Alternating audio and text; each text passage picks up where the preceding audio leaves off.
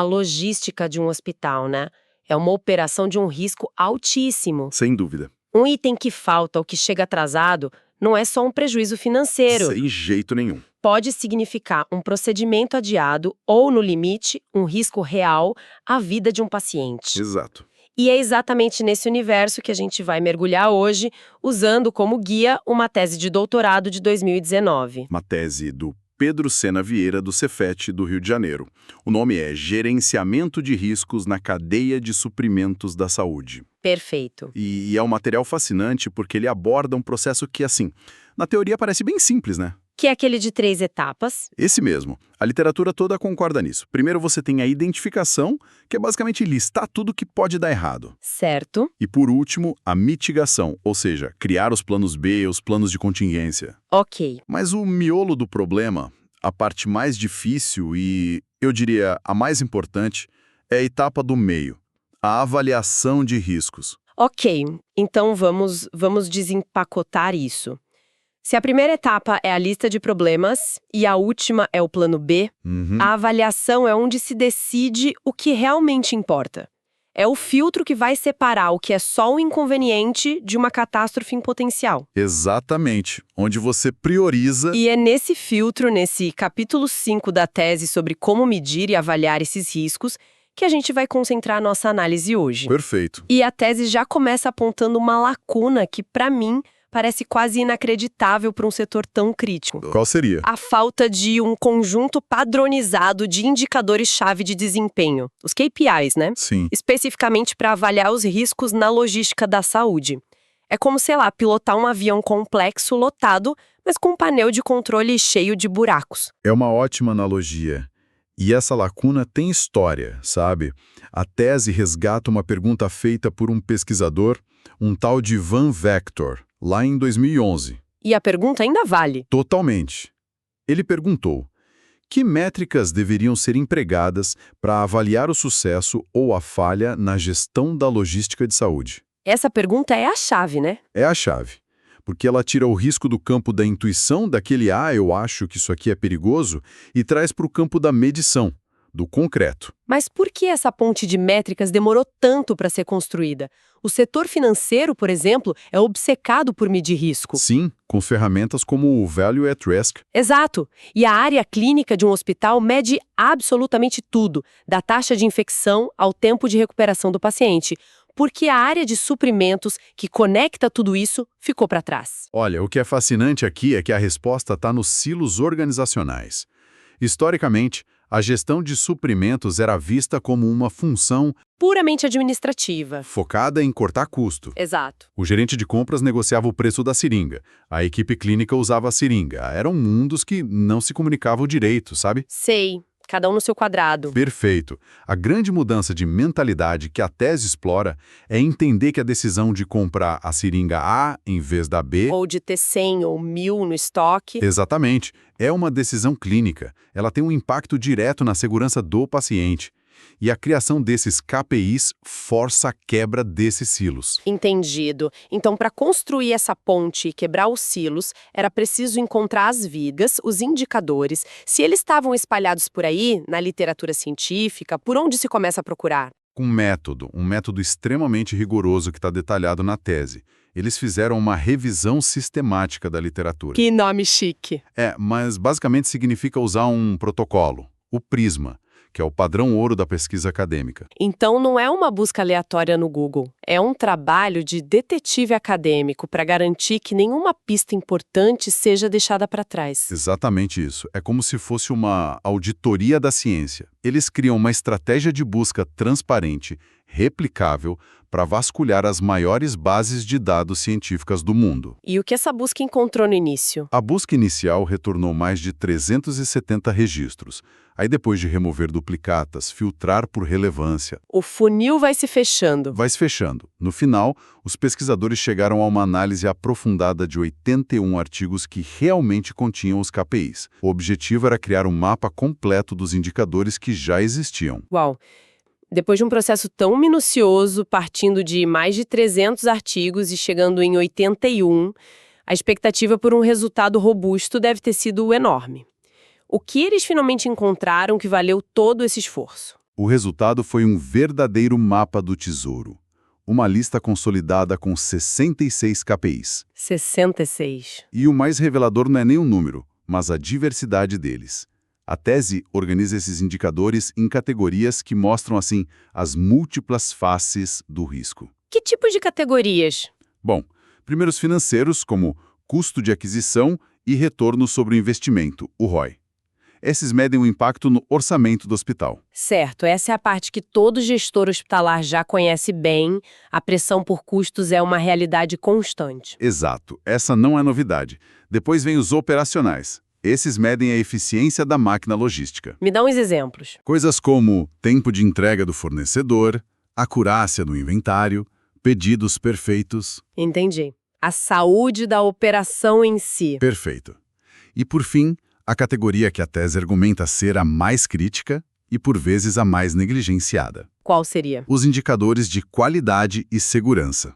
Aqui a gente fala de número de erros de medicação, taxa de infecção hospitalar, tempo de resposta a emergências. Aqui é que a conexão com o paciente fica explícita. Fica direta. Certo, uma lista de 66 itens é impressionante, mas também me parece um pouco impraticável. Nenhum gestor vai conseguir monitorar 66 indicadores diferentes no dia a dia. É uma ótima observação. Não existe um risco aqui de que, na prática, as organizações foquem só nos mais fáceis de medir, que são os financeiros, claro, e acabem ignorando os de segurança, que são mais complexos, mas muito mais importantes para o paciente? Essa é a pergunta fundamental. E é o ponto onde a tese transcende uma simples lista. A lista não é um cardápio para ser seguido à risca, sabe? É mais uma caixa de ferramentas. O ponto crucial é a conexão entre eles. Pensa no KPI operacional acurácia do inventário. Parece um número burocrático, né? Uma porcentagem numa planilha. Totalmente. Mas vamos traduzir isso para a realidade do centro cirúrgico. Imagina a cena. Um cirurgião está no meio de um procedimento complexo e pede um implante específico.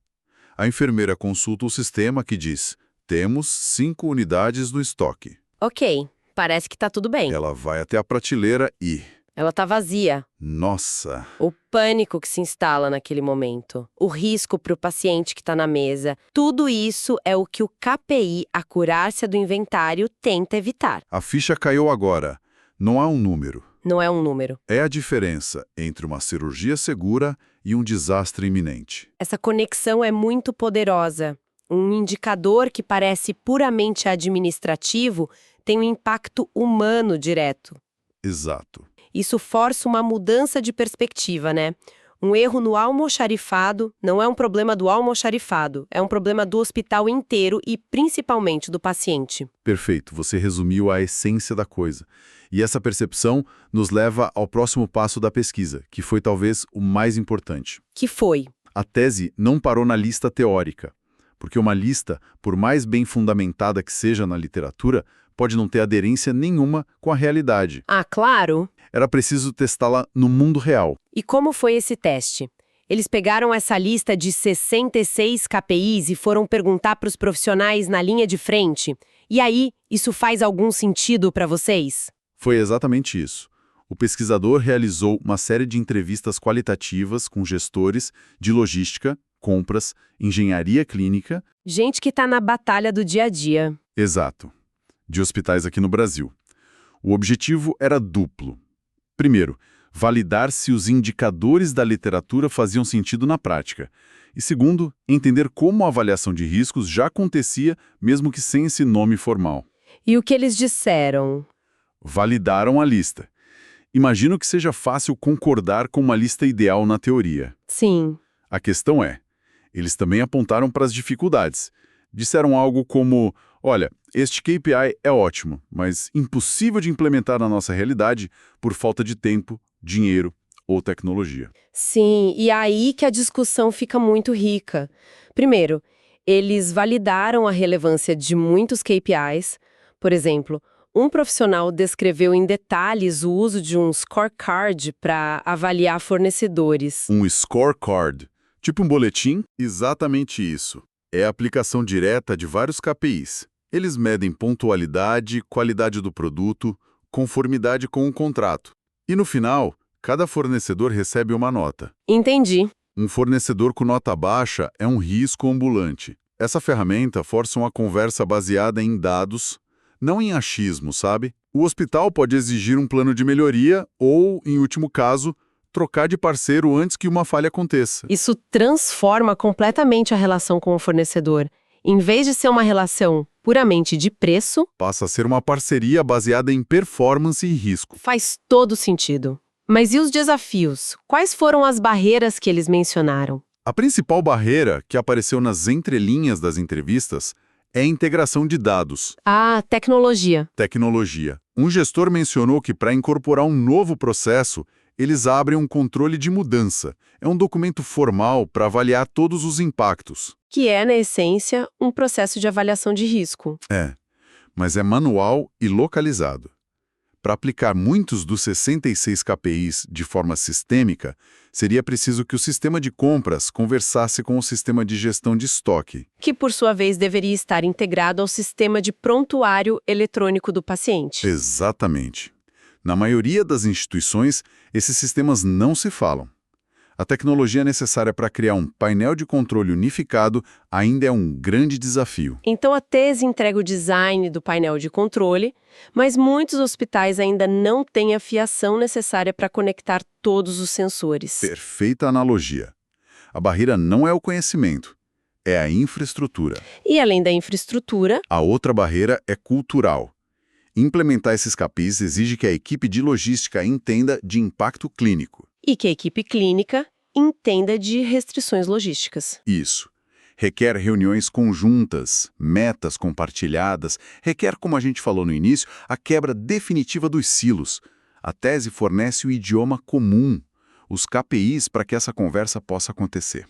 Então, o que tudo isso significa no final do dia?